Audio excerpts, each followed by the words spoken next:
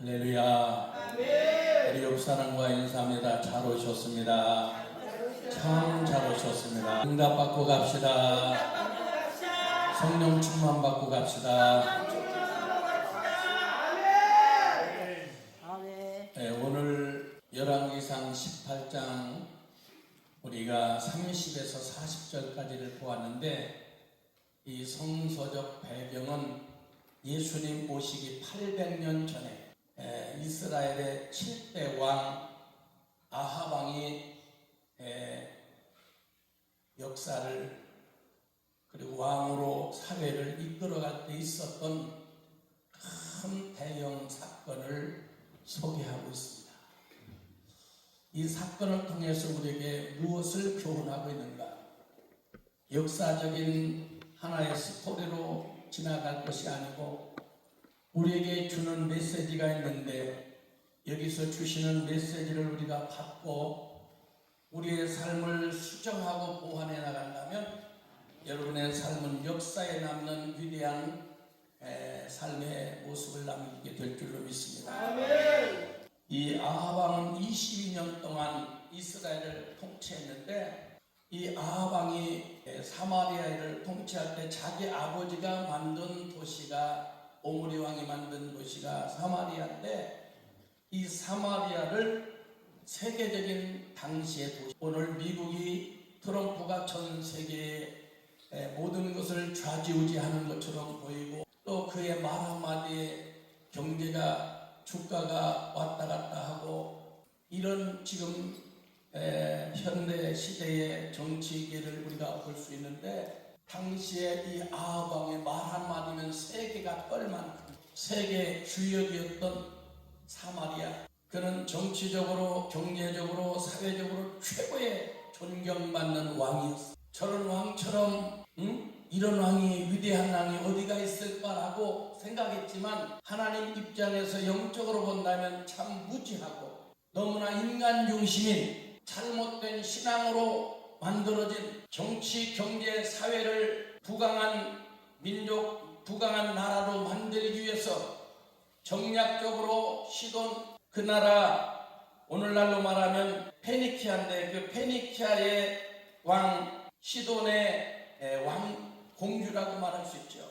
이세벨하고 정략 결혼을 해서 많은 경제적인 부귀영화는 누렸지만, 그 대신 영적으로 바알과 아세라, 왕은 당시에 시돈의 왕은 제사장이었었고 그 나라 왕이었고 경제적으로 세계를 리드할 만한 그런 사회적인 지위가 있었는데, 그들의 연합하여 경제를 살리고자 정략적인 결혼을 했는데, 그가 데리고 온 아세라 400명, 바알 450명, 그들의 영적 리더들을 데리고 와서 이게 하나님이다, 이들이 믿는 신을 믿어라, 그 당시에 바람과 비, 이것을 주관하는 신은 바알이다, 이렇게 방송과 당시의 여론이 다 몰고 나가기 때문에 여호와가 하나님이라고 말하는 사람은 죽여라.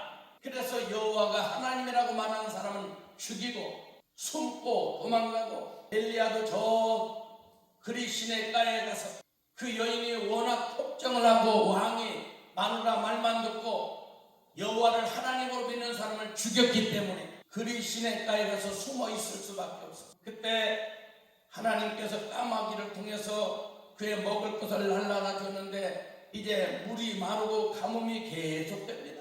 한 6개월에서 1년으로 정확한 기한이 성경에 기록되어 있지 않기 때문에 길게 잡는 사람은 1년으로, 짧게 잡는 사람은 6개월로 신학 연구가들이 그 시대에 그 기간을 보고 있는데, 그 기간이 무려 비가 오지 않는 기간이 3년 6개월은 정확하게 표현하고 있습니다. 예수님께서도 3년 6개월이라고 인정하고 예수님께서 인용했던 이 사건입니다. 근데 그때 3년 6개월 동안 하나님 앞에 쓰임받던 당시에 다 숨고 죽임을 당했는데, 엘리야가 하나님의 대표적인 주자로 그 역사를 어떻게 변화시키고 예배가 무엇인가, 어떻게 예배를 드려야 되는가, 하나님은 누구시고 하나님은 어떤 일을 하시는가를 보여주는 사건이 오늘 본문입니다. 그래서 오늘 본문이 아주 중요합니다. 오늘 본문에 3년 6개월 동안 그게 비가 안 왔지만 그 한 2년 반 동안은 사르밧 과부의 가정에 가서 살았어요. 다 굶어 죽는데 당시에 과부들이 수없이 많았지만 하나님이 보실 때 믿음의 여인은 하나밖에 없어요. 그것이 성경을 인용하는 많은 선지자들이 사르밧에 수많은 과부들이 있었지만 이 사렙과 과부의 이야기를 성경에 자기 설교나 사도 바울도 자기 메시지를 들을 때 인용을 했어요. 아멘. 그의 믿음이 어떤 믿음이냐? 다 가뭄 속에 목이 말라 먹을 것이 떨어져 죽어가고, 심지어 성경에 보면 오늘은 네 아들을 내일은 내 아들을 삶아 먹자 이런 지경까지 이르렀을 때 하나님이 사르밧 과부한테로 가라, 하나님이 말씀하신 것을 순종하기 위해서 엘리야가 사르밧으로 가니까 한 여자가 나무를 하고 있어. 뭐하러 나와서 마지막 먹을 양식을 이제 떡을 만들어 먹고 죽으려고 나왔습니다. 그 떡을 만들어서 나한테 가져다 주시오. 당신이 누군데요? 나는 하나님을 믿는 하나님의 종입니다. 그 떡을 만드는데 자기 아들이 있었는데 아들이 엄마 이 마지막 먹는데 이거 놔줘. 근데 아니다. 하나님의 종한테 줘야 된다. 아멘. 아마 그 말을 하면서 얼마나 마음이 아팠을까.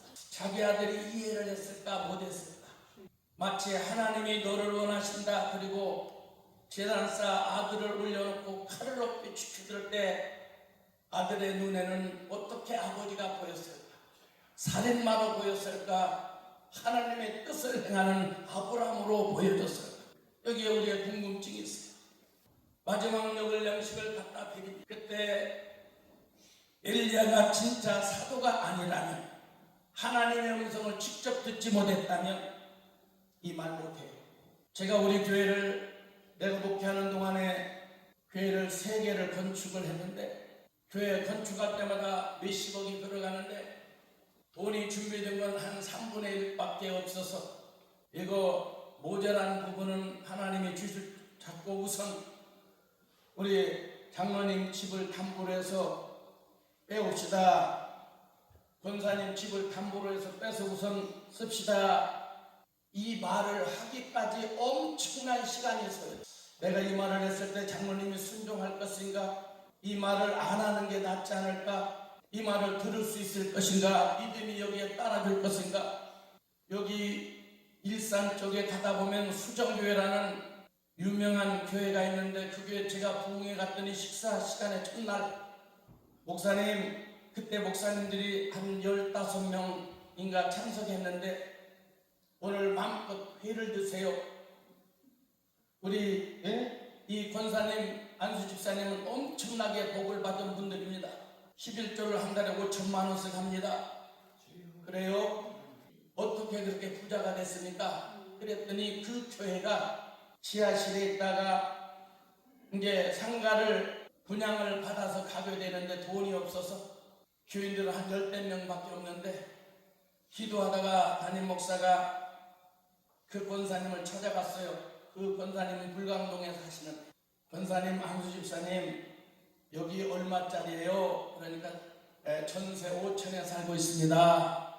그러면 3천만 원을 빼서 하나님께 드리고 2천만 원의 월세로 가시면 어떻겠습니까? 아, 그렇게 하죠 목사님. 그리고 목사님은 갔어요. 두 부부가 서로 얼싸안고입니다. 우리 목사님이 나를 믿음을 인정해 주셔서 우리를 이렇게 어려운 말씀을 꺼낸 것 같은 게 마음이 변하기 전에 당장 순종하자. 그리고 집주인을 찾아가서 주인님 이만해서 이사 가야 됩니다. 그랬더니 당신들이 살고 있을 때 웬만한 거 고장난 거 다 당신들이 고쳤었는데 이렇게 이사 가게 되면 어떻게 합니까? 이 집 아무도 안 들어와요. 골목에 길도 없고 외딴 데 있는데 누가 이사 오겠습니까? 그냥 사세요. 아닙니다. 이만해서 내가 교회 헌금을 해야 됩니다. 그러니까 집주인이 나도 가톨릭 교인인데 당신 같은 믿음의 사람 처음 봤습니다. 내가 남편하고 상의하지요. 그러더니 그 이튿날 아침에 오늘 은행에 가서 이 땅 문서를 줄 테니까 담보로 잡히고 최대한으로 빼서 3천만 원 하나님께 헌금하고 2천만 원은 당신이 전세하는 것으로 하고 나머지를 우리를 주세요. 그리고 나중에 이자를 갚아나가다가 당신이 앞으로 이전해 줄 테니까 나머지는 나를 주고 그렇게 사세요. 고맙습니다. 그렇게 하고 살았어. 근데 얼마 후에 구청장이 바뀌면서 거기 소방도를 내준다 해서 거기 국가에서 돈을 들여서 골목에 있는 땅을 사서 한 80m 정도 들어가야 그 집, 네 아까도 겨우 들어가는 그 집 앞에까지 도로를 내줍니다. 그러니까 집주인이 당신 진짜 믿음을 하나님이 축복 주셔서 우리가 여기 도로를 내려고 옆 사람한테 땅을 팔라고 해서 안 되더니 당신 앞에 이전해 준 하나님 복을 주셔서 이렇게 도로를 잘 내줬다고 당신 복 받았다고 하나님께 감사하라고 그래. 며칠 지난 후에 그 근처 전철역이 들어오면서 5배가 또 올랐어. 근데 그분이 알로에 마임이라고 알로에라고 하는 거기서 건강식품을 파는데 전국에서 1등에서 63등에서 전국 지점장들을 다 불러다가 오늘 1, 2, 3등에게는 지점장을 만들어 줄 겁니다. 그런데 저는 돈이 하나도 없어서 지점을 맡을 만한 사람이 못 됩니다. 그냥 사원으로 열심히 하겠습니다. 안에 우리 회사 규칙이 1등, 2등, 3등에게 우리가 지점장 티오를 지점장을 만들어 줄 테니까 어디에 삽니까? 일산 쪽에. 그러면 일산 쪽에다가 지점장을 일산이 아파트가 막 들어올 때인데 거기다 상가를 하나 본사에서 지어서 거기다 지점장을 만들어 줬어요. 그런데 사원을 모집했더니 한 500명이 알로에 거기에 제품을 팔겠다고 거기서 인센티브를 한 0.3%인가 받는데 그 사람들이 와서 자기들이 다 돌아다니면서 그러더니 하나님이 계속 주시고 그 땅값이 올라서 우리가 이걸 팔자 그래서 땅을 그걸 5배 더 받고 팔아서 그 건물을 사고 그 지점을 늘리고 지금은 엄청나게 한 달에 5천만 원씩 11조 하는 축복의 주인공이에요. 우리는 축복의 주인공이 위해서 열심히 기도는 하는데 축복 받을 짓은 잘 안 해.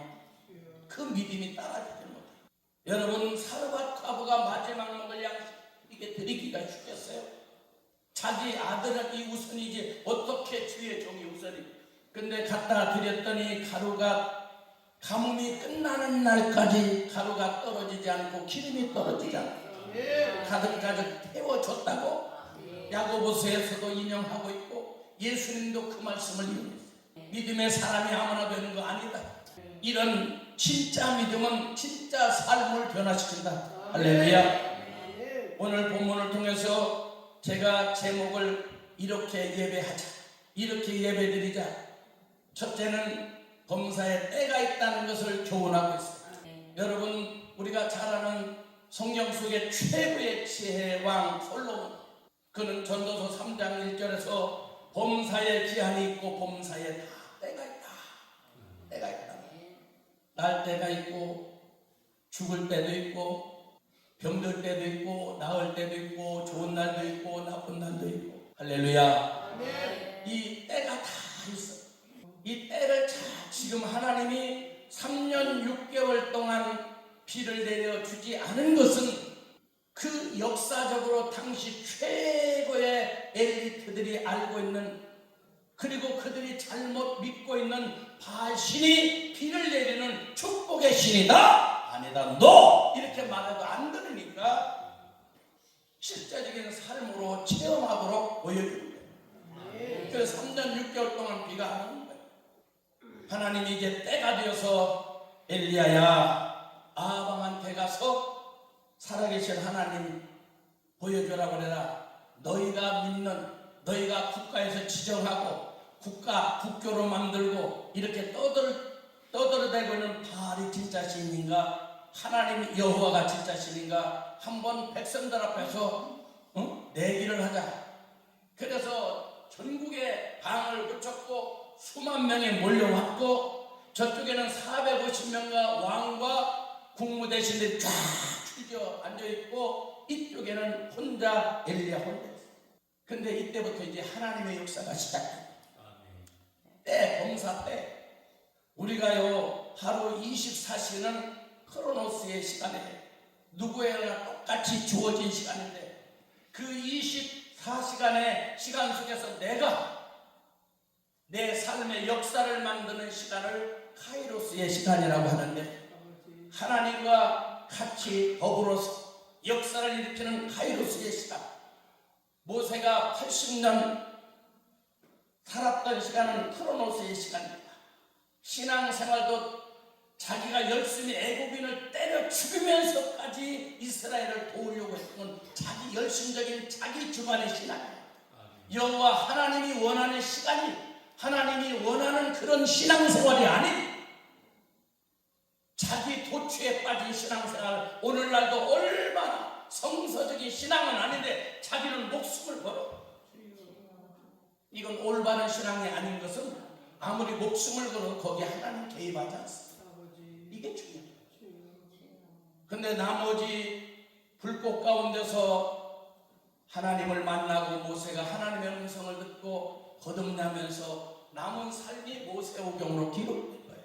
아멘. 이 카이로스의 시간, 하나님과 함께하는 시간, 역사를 만들어가는 시간. 아멘. 여러분들이 지금까지 인생을 50년, 70년, 80년, 30년, 40년 살아왔다면 여러분의 시간이 지금 크로노스의 시간을 보냈습니까? 카이로스의 시간을 보냈습니까?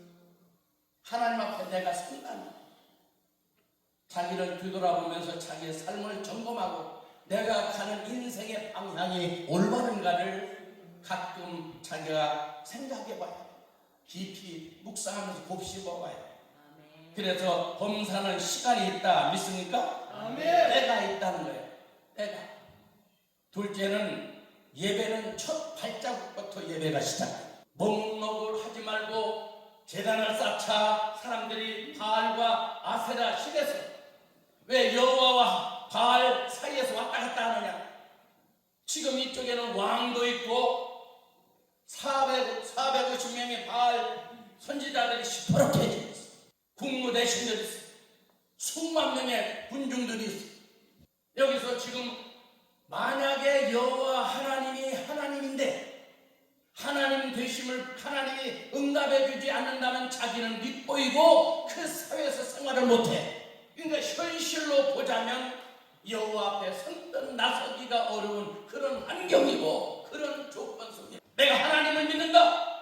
목숨을 건 엘리야는 그게 가능했지만 거기에 모여있는 신앙인들은 그것을 선뜻 내보일 수가 없어. 왜냐하면 내일 내 삶이 있는데 오늘 여호와께서 응답해 주지 않는다면 나는 내일을 어떻게 살아갈 것인가. 이것 때문에 머뭇거리고 있는. 근데 신앙은 첫 발자국부터 시작해요. 몸이 따라오는 것이 아니라 마음부터 따라와야 됩니다. 오늘 이 시간 여기 예배 참석한 여러분들이 아침에 준비하는 그리고 첫 발자국을 내딛는 그 시간부터 예배가 진행됩니다. 내가 누구 때문에 억지로 간다면 아무런 의미 없고 하나님을 만날 수 없어요. 그건 인본주의 사람 바라보고 가는 거예요. 내가 여호와 하나님을 만나고 내 기도의 문제점을 무엇인가 내가 체크해서 깨닫고 내 삶을 새롭게 변형시켜서 내 삶을 새롭게 하나님이 원하는 방향으로 살아가겠다. 이런 결심과 결단을 가지고 왔다면 그 믿음대로 그 생각대로 그 마음대로 하나님이 그렇게 만들어 주실 거예요. 오늘 머뭇거리고 있어. 선뜻 나서지를 못하고 있어. 여러분 이 신앙생활을 가인과 아벨의 예배 속에서 히브리서 11장에서 믿음의 차이라고 그랬어요. 어떤 사람들은 자꾸 재물의 차이다. 이건 잘못 성경을 보는 사람들이야. 아무데나 그냥 그렇게 붙이는 거야. 성경이 답을 해주고 있는데 성경을 무시해버리고 피제사, 피 없는 제사, 거기서 피 없는 제사, 거기서 또 주시는 메시지인데 자꾸 여기저기다 일괄성 있게 한쪽에 갖다 붙여놓으면 그건 문제가 돼, 방퉁이가 되는 거예요. 또 분명히 하나님께서 가인과 아벨의 차이를 믿음의 차이라고 보는 거예요. 예배를 믿음으로 출발해야 되는데 벌써 가인의 예배는 가인과 가인의 예배를 받지 않은 그 가인을 거절한 거예요. 왜? 결과가 나오잖아. 예배를 드리고 자기가 은혜를 못 받았다면 회개할 일이지 돌로 동생을 쳐 죽여요. 그 자체 그 인간 그런 사람이 예배 드리는 것. 사람들은 속아서 위대하다 멋지다 할지 모르지만 하나님은 그렇게 호락호락 속아 넘어가는 하나님이야. 그 자체가 믿음이 없는데 자기가 예배를 드려서 하나님이 응답하지 않는다면 무릎 꿇고 회개하고 다시 정성을 하나님이 무슨 예배를 원하는지 찾아야 되는데 남들이 은혜 받고 남들이 변화되고 남들이 잘 되는 거 배 아파하는 것 이거 참다운 신앙 아니에요. 그들이 같이 신앙생활을 했지만 그들이 축복받은 일을 했다면 박수치고 영광을 돌리고 축하해 줄 일이지 그게 시기할 일입니까 여러분? 사랑하는 동생인데 그 자체가 인간 자체가 문제가 있는 거예요. 신앙인이 되기 전에 인간이 돼야 돼요. 그래서 예배는 첫 발걸음, 첫 시작, 첫 마음부터가 신앙으로 출발해야 된다. 할렐루야. 아멘. 준비된 예배, 고넬료의 가정에 준비된 예배를 할 수 있어요. 성령 받지 않고 신앙생활을 어떻게 잘할 수 있을까? 잘할 수 없어요.